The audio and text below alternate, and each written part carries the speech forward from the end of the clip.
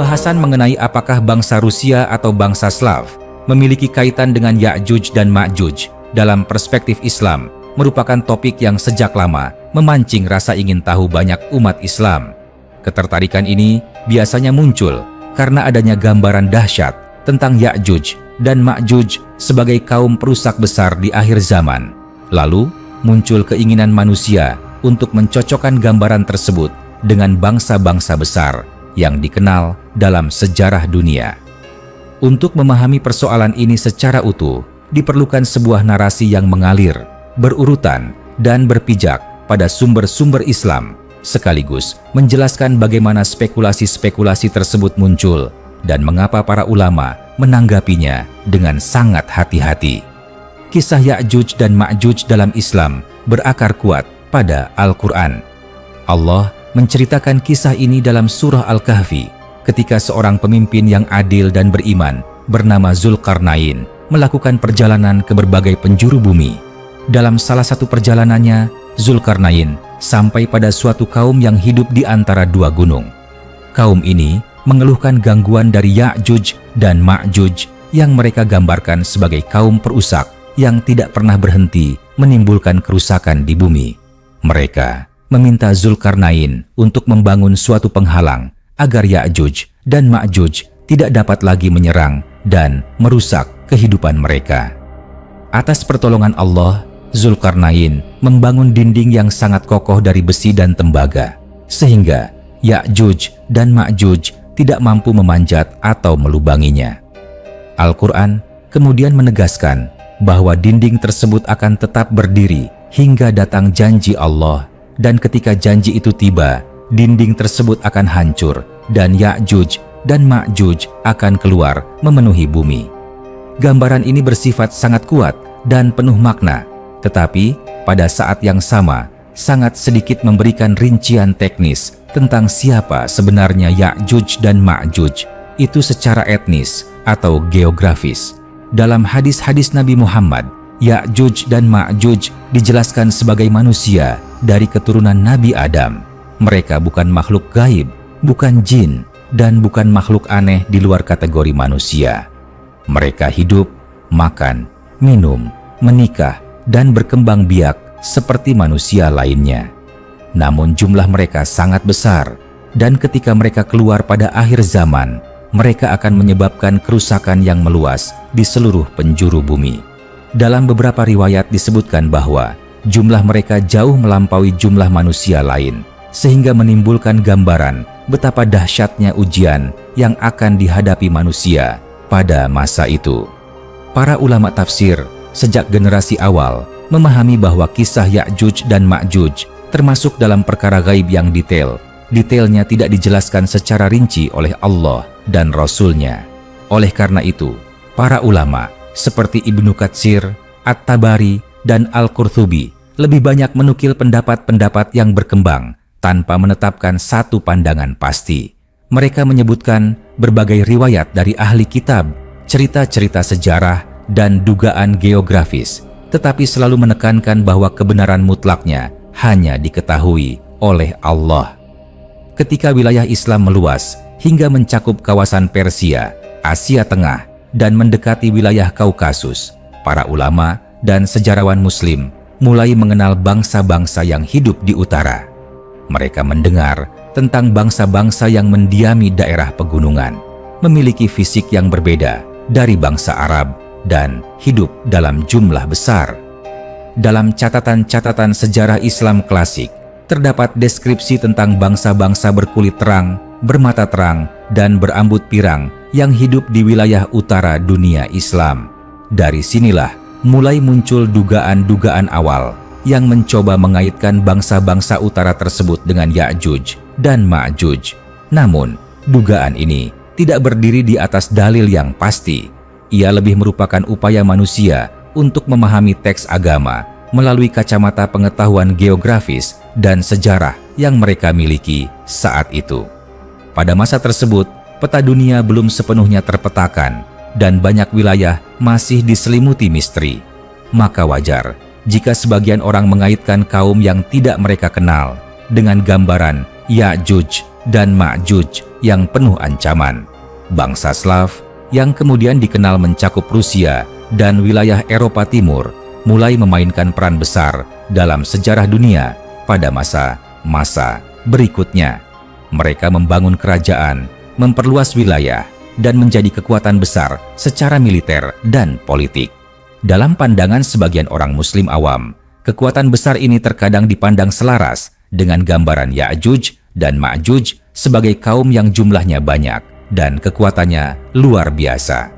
Dari sinilah muncul kembali pertanyaan, apakah mungkin bangsa Rusia atau bangsa Slav adalah Ya'juj dan Ma'juj? Jika ditinjau dari sudut pandang Islam yang ilmiah, pengaitan semacam ini menghadapi banyak masalah. Pertama, Al-Quran dan hadis tidak pernah menyebutkan nama bangsa tertentu sebagai Ya'juj dan Ma'juj.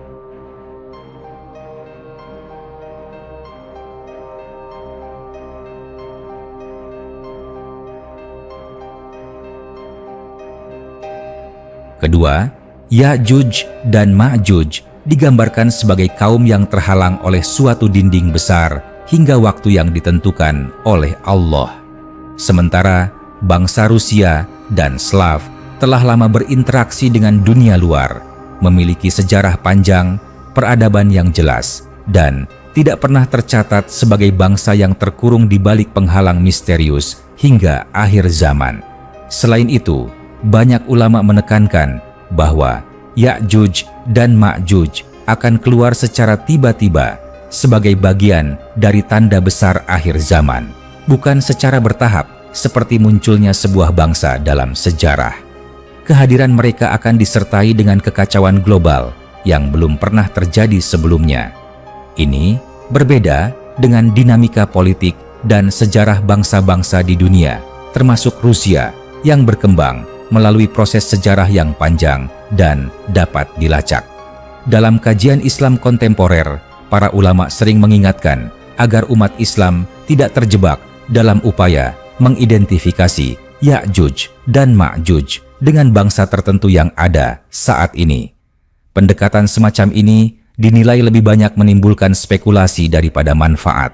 Bahkan, dalam beberapa kasus, hal ini bisa mengarah pada prasangka dan ketidakadilan terhadap bangsa atau kelompok tertentu yang jelas bertentangan dengan prinsip keadilan dalam Islam. Islam memandang kisah Ya'juj dan Ma'juj sebagai peringatan besar tentang masa depan umat manusia. Ia mengajarkan bahwa pada suatu masa, kerusakan akan merajalela, kekuatan manusia akan mencapai puncaknya, namun pada saat yang sama, manusia akan semakin jauh dari nilai-nilai ilahi. Dalam konteks ini, Ya'juj dan Ma'juj dapat dipahami sebagai simbol dari kekacauan besar yang diizinkan Allah terjadi sebagai ujian terakhir sebelum berakhirnya kehidupan dunia.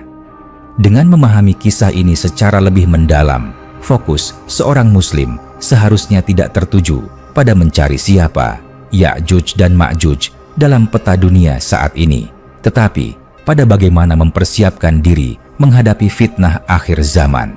Persiapan ini mencakup penguatan iman, pemahaman agama yang benar, dan akhlak yang baik. Inilah pesan utama yang berulang kali ditekankan oleh para ulama ketika membahas kisah Ya'juj dan Ma'juj. Kesimpulannya, dalam versi Islam yang bersumber dari Al-Quran, hadis, dan penjelasan para ulama, tidak terdapat dasar yang kuat untuk menyatakan bahwa bangsa Rusia atau bangsa Slav adalah Ya'juj dan Ma'juj. Pengaitan tersebut lebih merupakan spekulasi sejarah dan penafsiran bebas yang tidak mencapai tingkat kepastian. Islam mengajarkan kehati-hatian dalam perkara gaib dan melarang menetapkan sesuatu tanpa ilmu yang jelas. Oleh karena itu, sikap yang paling bijak adalah menyerahkan hakikat Ya'juj dan Ma'juj kepada Allah, sembari mengambil pelajaran moral dan spiritual dari kisah mereka sebagai bekal menghadapi akhir zaman. Melanjutkan pembahasan ini, penting untuk menempatkan kisah Ya'juj dan Ma'juj dalam kerangka keimanan Islam yang utuh, bukan hanya sebagai cerita tentang kehancuran, tetapi sebagai bagian dari rangkaian takdir besar yang telah Allah tetapkan bagi umat manusia. Dalam banyak riwayat, keluarnya Ya'juj dan Ma'juj terjadi setelah peristiwa besar lain di akhir zaman, ketika manusia telah mencapai tingkat tertentu dalam ilmu pengetahuan, kekuasaan, dan kemampuan mengelola bumi. Justru pada saat itulah Allah menunjukkan bahwa sebesar apapun kekuatan manusia, tetap ada batas yang tidak bisa mereka lewati. Nabi Muhammad menggambarkan bahwa setelah Ya'juj dan Ma'juj keluar, mereka akan menyebar ke seluruh penjuru bumi dengan sangat cepat. Mereka akan melewati sungai-sungai besar, meminum airnya hingga kering, dan meninggalkan kehancuran dimanapun mereka berada. Gambaran ini sering membuat sebagian orang tergoda untuk mengaitkannya dengan bangsa-bangsa modern yang memiliki kemampuan teknologi tinggi dan kekuatan militer besar. Namun, para ulama menegaskan bahwa pendekatan semacam ini lebih didorong oleh imajinasi dan ketakutan manusia, bukan oleh dalil yang kuat. Dalam Islam, tanda-tanda akhir zaman memiliki dua sifat penting. Pertama, ia pasti terjadi sesuai dengan janji Allah. Kedua, waktu dan detail pastinya tidak bisa diketahui oleh manusia. Oleh karena itu, setiap upaya untuk memastikan identitas Ya'juj dan Ma'juj sebelum waktunya tiba selalu berujung pada spekulasi. Sejarah telah menunjukkan bahwa pada setiap zaman selalu ada kelompok manusia yang dianggap paling kuat, paling merusak, atau paling mengancam, lalu dikaitkan dengan Ya'juj dan Ma'juj. Pada masa lalu, sebagian orang mengaitkannya dengan bangsa Mongol karena kehancuran besar yang mereka timbulkan.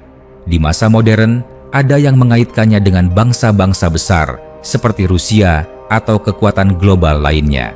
Namun, semua pengaitan itu tidak pernah bertahan lama karena sejarah terus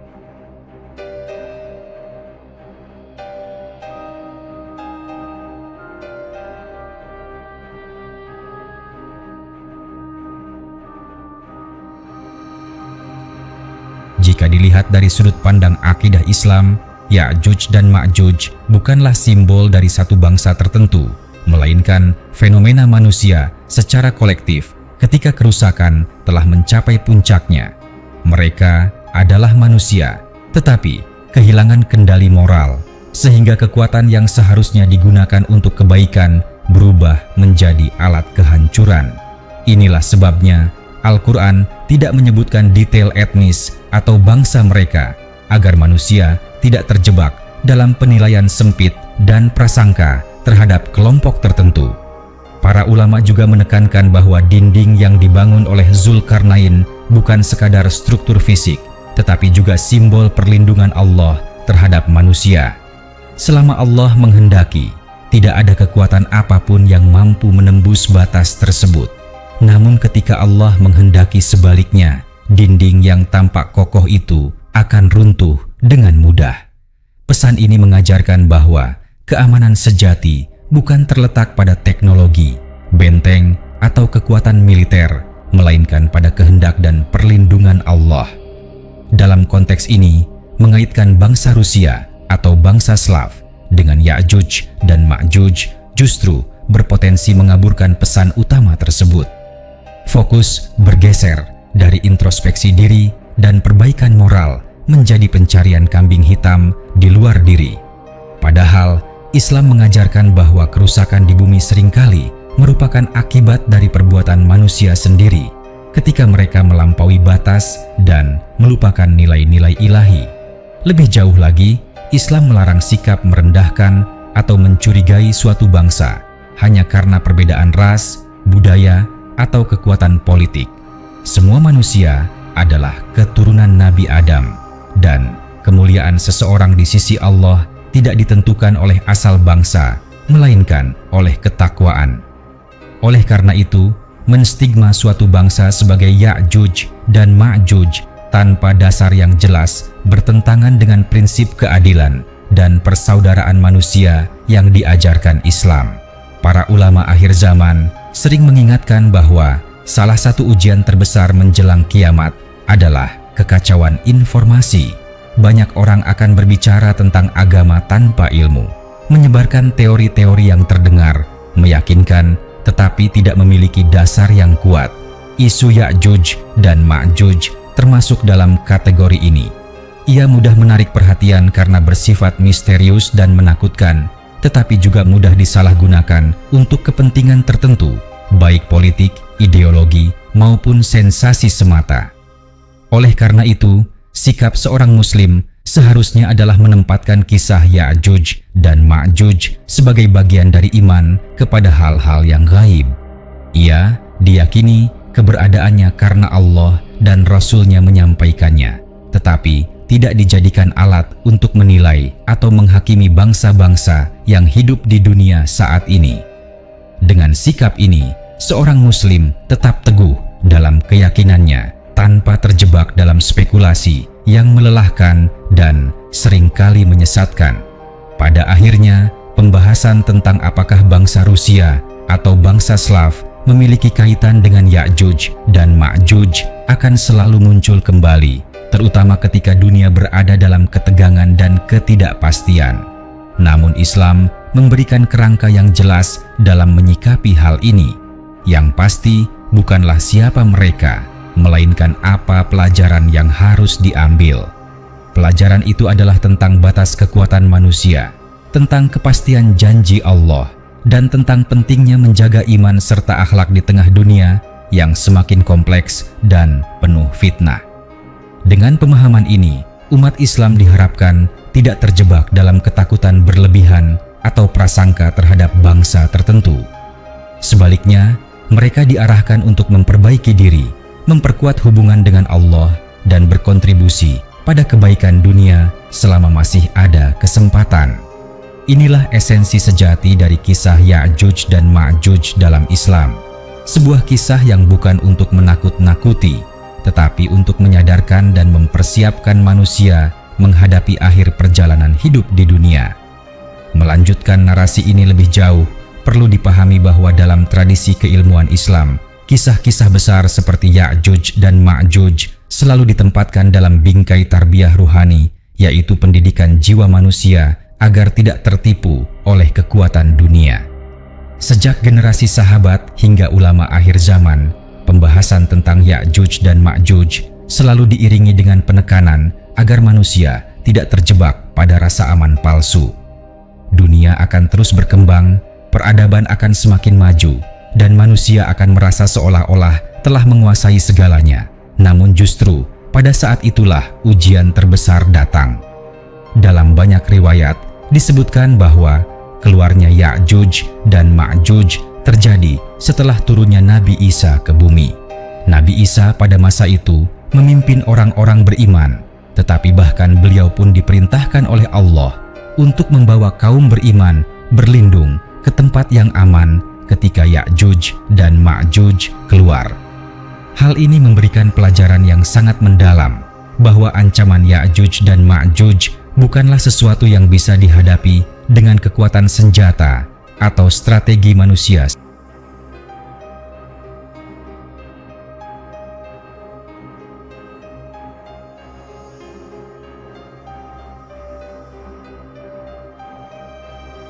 Bahkan, seorang nabi yang diberi mukjizat besar pun tidak diperintahkan untuk memerangi mereka secara langsung, melainkan berlindung dan berserah diri kepada Allah.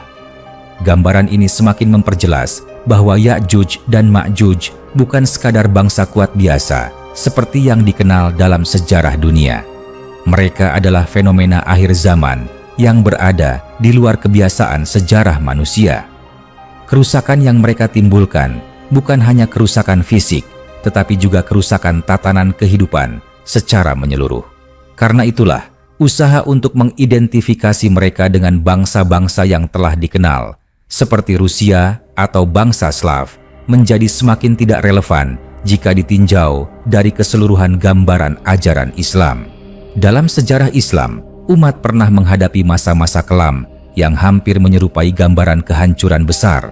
Salah satunya adalah ketika bangsa Mongol menyerbu wilayah Islam dan menghancurkan kota-kota besar, termasuk Baghdad.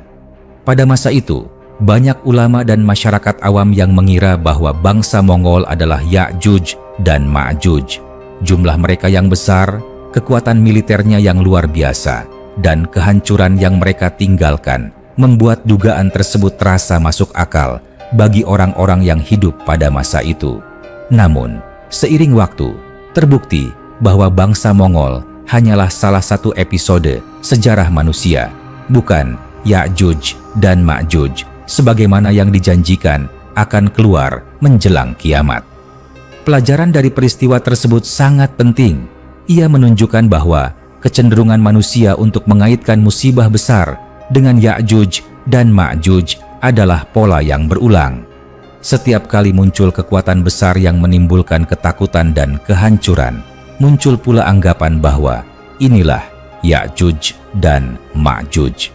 Pola yang sama terjadi di era modern ketika kekuatan negara besar, senjata pemusnah massal, dan konflik global membuat dunia terasa berada di ambang kehancuran. Dalam situasi seperti ini, sebagian orang kembali mencari jawaban dengan menunjuk bangsa tertentu sebagai Ya'juj dan Ma'juj.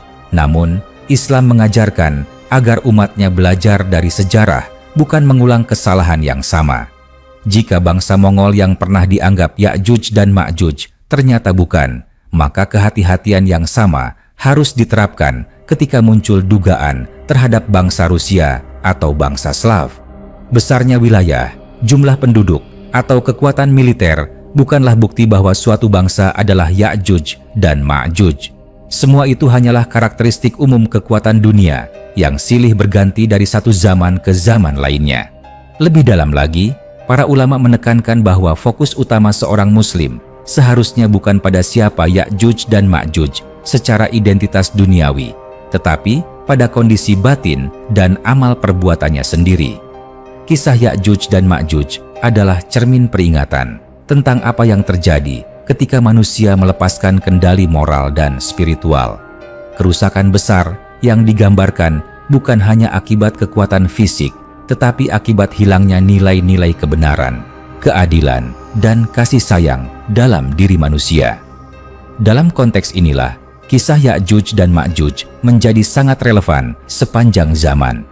Setiap generasi dihadapkan pada godaan untuk merasa paling kuat, paling maju, dan paling berhak menguasai bumi. Namun Islam mengingatkan bahwa bumi ini hanyalah amanah, dan ketika amanah itu dikhianati, maka kerusakan akan menyebar. Ya'juj dan Ma'juj adalah puncak dari pengkhianatan amanah tersebut, sebuah peringatan terakhir sebelum dunia mencapai akhirnya. Dengan memahami hal ini, menjadi jelas bahwa mengaitkan Ya'juj dan Ma'juj dengan bangsa Rusia atau bangsa Slav lebih banyak mengalihkan perhatian dari pesan inti. Melanjutkan alur narasi ini, semakin jelas bahwa kisah Ya'juj dan Ma'juj dalam Islam tidak pernah dimaksudkan sebagai teka-teki etnis atau teka-teki geopolitik. Ia adalah kisah tentang puncak perjalanan manusia di dunia ketika kekuatan lahiriah mencapai titik tertinggi, tetapi kekuatan batin justru berada pada titik terendah. Pada fase inilah Allah memperlihatkan bahwa kemajuan tanpa petunjuk ilahi tidak akan membawa keselamatan, melainkan kehancuran yang menyeluruh. Dalam banyak penjelasan ulama, ditekankan bahwa kerusakan yang dilakukan Ya'juj dan Ma'juj bukan sekadar perusakan fisik seperti menghancurkan bangunan atau membunuh manusia, tetapi juga perusakan terhadap keseimbangan kehidupan. Mereka digambarkan menghabiskan sumber daya, menguras air, dan membuat bumi seolah tidak lagi mampu menopang kehidupan secara normal. Gambaran ini sangat dalam maknanya, karena menunjukkan bahwa di akhir zaman, manusia sendiri menjadi ancaman terbesar bagi keberlangsungan hidup manusia lainnya. Jika gambaran ini dibandingkan dengan sejarah bangsa-bangsa di dunia, termasuk Rusia dan bangsa Slav, maka terlihat perbedaan yang sangat jelas. Bangsa-bangsa tersebut, sebagaimana bangsa lain di dunia, mengalami pasang surut peradaban, masa damai dan masa perang, masa kejayaan dan masa kemunduran. Semua itu merupakan bagian dari sunnatullah dalam sejarah manusia.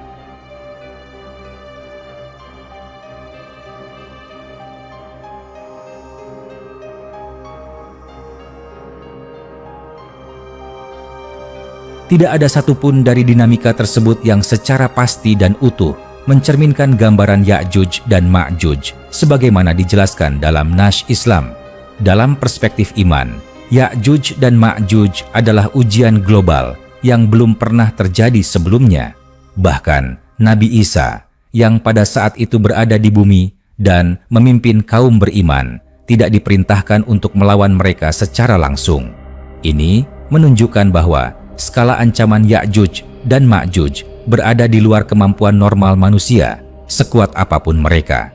Ketika ancaman itu datang, solusi yang Allah berikan bukanlah kekuatan militer, melainkan doa dan ketergantungan penuh kepada Allah.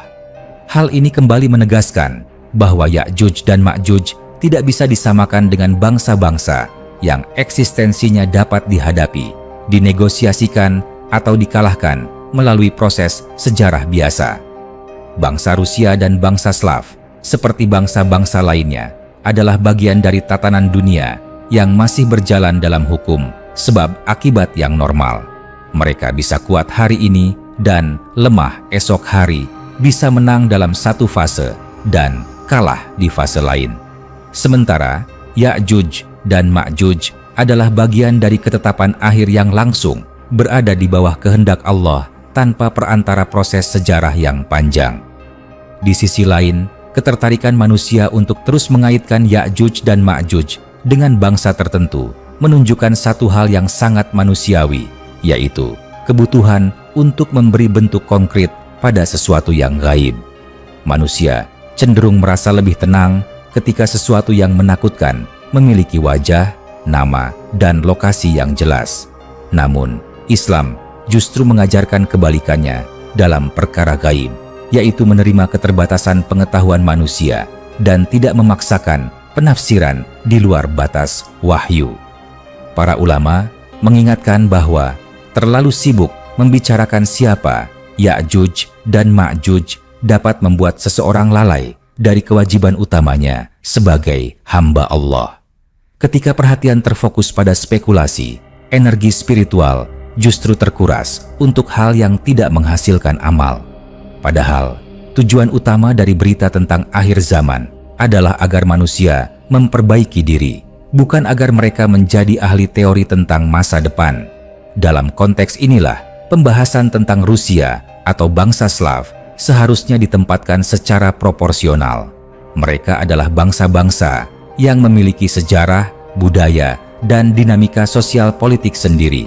Mengaitkan mereka dengan Ya'juj dan Ma'juj tanpa dasar yang kuat bukan hanya keliru secara ilmiah dan keagamaan, tetapi juga berpotensi menumbuhkan prasangka dan kebencian yang tidak dibenarkan dalam Islam. Islam sangat tegas dalam melarang kezaliman, termasuk kezaliman dalam bentuk penilaian dan tuduhan tanpa ilmu. Lebih jauh lagi, jika seseorang mencermati Al-Quran secara mendalam, akan terlihat bahwa fokus utama wahyu bukanlah pada identitas pelaku kerusakan, tetapi pada sebab kerusakan itu sendiri. Kerusakan muncul ketika manusia melampaui batas, menolak kebenaran, dan menjadikan hawa nafsu sebagai Tuhan. Dalam konteks ini, setiap manusia berpotensi menjadi bagian dari kerusakan, sekecil apapun perannya, jika ia tidak menjaga dirinya dengan iman dan akhlak. Oleh karena itu, kisah Ya'juj dan Ma'juj seharusnya dibaca sebagai cermin besar bagi umat manusia. Ia mengajak manusia untuk bertanya, apakah peradaban hari ini sedang bergerak menuju keseimbangan atau justru menuju kehancuran? Apakah ilmu dan teknologi digunakan untuk menjaga kehidupan atau untuk mempercepat kerusakan? Pertanyaan-pertanyaan inilah yang jauh lebih penting daripada menebak identitas Ya'juj dan Ma'juj dalam peta dunia modern. Narasi Islam tentang akhir zaman selalu diakhiri dengan satu pesan yang konsisten, yaitu bahwa keselamatan hanya milik orang-orang yang beriman dan beramal saleh. Tidak ada bangsa yang otomatis selamat karena identitasnya, dan tidak ada bangsa yang otomatis celaka karena asal-usulnya. Semua kembali kepada sikap manusia terhadap kebenaran dan keadilan.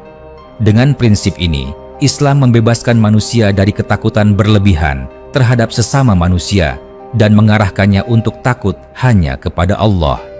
Dengan demikian, semakin panjang dan dalam pembahasan ini dilanjutkan, semakin kuat kesimpulan yang muncul bahwa pengaitan Ya'juj dan Ma'juj dengan bangsa Rusia atau bangsa Slav tidak memiliki landasan yang kokoh dalam ajaran Islam.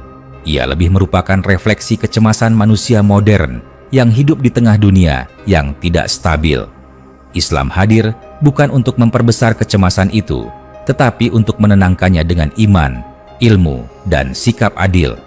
Narasi ini masih dapat terus dikembangkan karena setiap lapisan kisah Ya'juj dan Ma'juj selalu membuka lapisan hikmah yang baru. Namun, arah utamanya tetap satu, yaitu mengembalikan fokus manusia kepada Allah, bukan kepada spekulasi. Ketika fokus ini terjaga, maka kisah Ya'juj dan Ma'juj akan berfungsi sebagaimana mestinya, yaitu sebagai peringatan, bukan sebagai sumber ketakutan atau prasangka.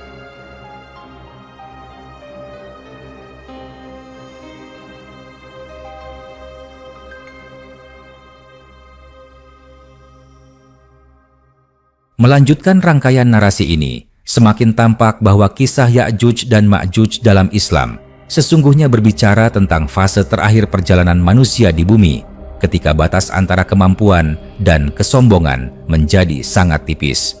Pada titik inilah, manusia tidak lagi melihat kekuatan sebagai amanah, melainkan sebagai hak mutlak. Dalam kondisi seperti itu, kerusakan tidak lagi dianggap sebagai kesalahan, tetapi sebagai harga yang wajar demi kepentingan dan dominasi.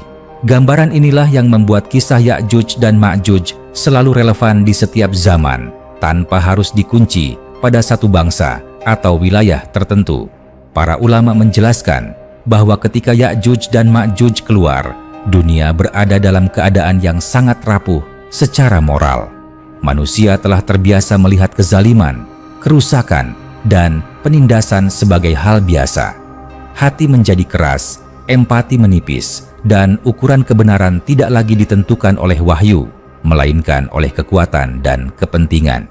Dalam suasana seperti inilah, keluarnya Ya'juj dan Ma'juj menjadi puncak dari kerusakan yang telah lama disemai oleh manusia sendiri.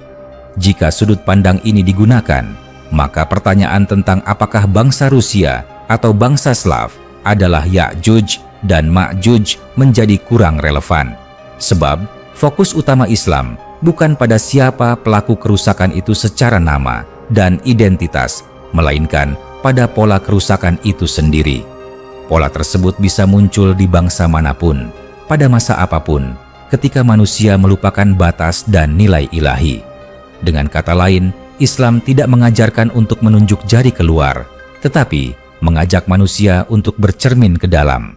Dalam sejarah panjang umat manusia, selalu ada bangsa yang merasa dirinya paling kuat dan paling berhak menentukan arah dunia.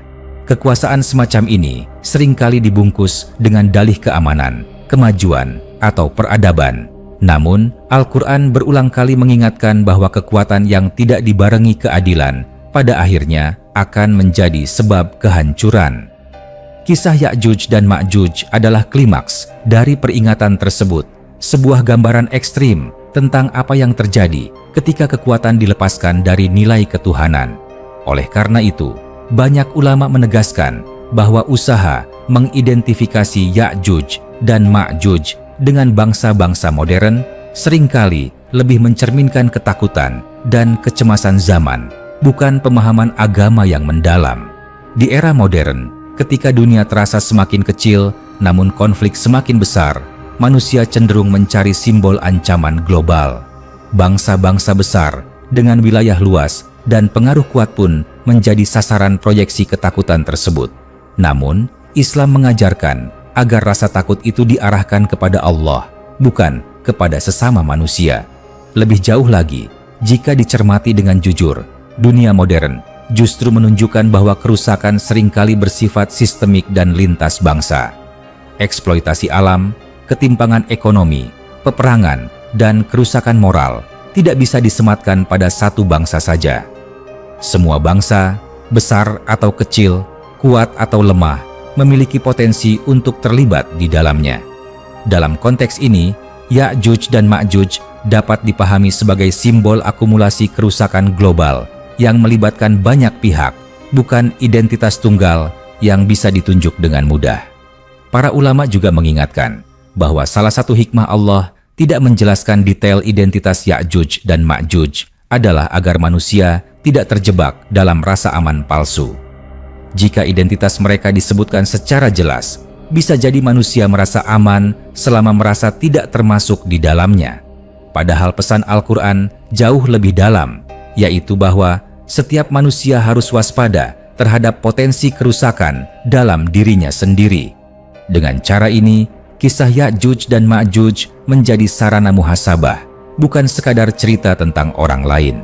Dalam kehidupan sehari-hari, pesan ini seharusnya mendorong manusia untuk lebih berhati-hati dalam menggunakan kekuasaan, ilmu, dan teknologi. Dunia modern telah memberikan manusia kemampuan yang luar biasa, kemampuan yang pada masa lalu hanya bisa dibayangkan. Namun, tanpa kendali moral, kemampuan tersebut bisa berubah menjadi alat perusakan yang masif. Disinilah kisah Ya'juj dan Ma'juj menjadi sangat aktual, karena ia berbicara tentang konsekuensi dari kekuatan yang tidak dikendalikan oleh iman. Dengan pemahaman ini, diskusi tentang Rusia atau bangsa Slav seharusnya bergeser dari pertanyaan identitas menuju refleksi yang lebih luas. Bukan tentang apakah mereka adalah Ya'juj dan Ma'juj, tetapi tentang bagaimana manusia, termasuk umat Islam sendiri, agar tidak meniru sifat-sifat kerusakan yang digambarkan dalam kisah tersebut. Setiap bentuk kezaliman, keserakahan, dan perusakan, sekecil apapun, adalah langkah kecil menuju pola kerusakan besar yang diperingatkan oleh Allah. Pada akhirnya, kisah Ya'juj dan Ma'juj mengajarkan bahwa akhir zaman bukanlah sekadar peristiwa kosmik yang datang tiba-tiba, tetapi hasil dari proses panjang perilaku manusia.